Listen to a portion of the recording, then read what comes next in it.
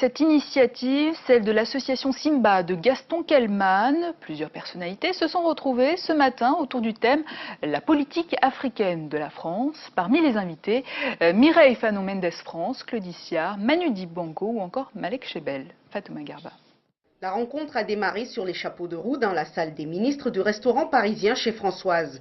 Gaston Kellman, initiateur de ce colloque, engage les festivités en insistant sur la nécessité d'un partenariat d'égal à égal entre les différents pays d'Afrique et la France. Il a ensuite donné la parole à Mireille Fanon-Mendes France, présidente de la fondation qui porte son nom. Cette dernière, dont le père fut un des premiers à s'ériger contre la domination colonisatrice, souligne le retour au droit d'ingérence sur le continent.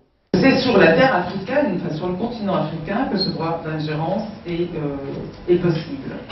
C'est un retour en arrière. C'est un retour en arrière qui est imposé à l'Afrique.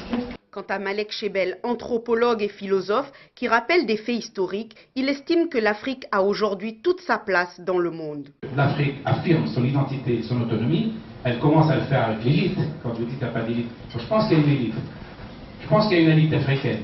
Et que juste on ne veut pas l'écouter.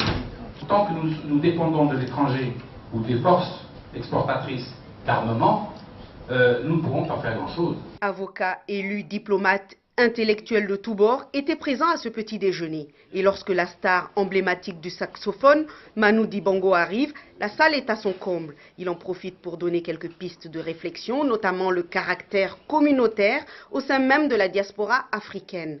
Alors, après 2 heures de débat, les hôtes interpellent leurs intervenants face à l'alignement des États africains sur le modèle occidental dont ils doivent impérativement se détacher.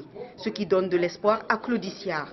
Je suis persuadé qu'on peut changer le monde et en tout cas que l'on peut changer la relation que l'on a à l'Afrique. Les rapports France et pays africains sont actuellement sur le point d'évoluer avec une élite plus que jamais mobilisée.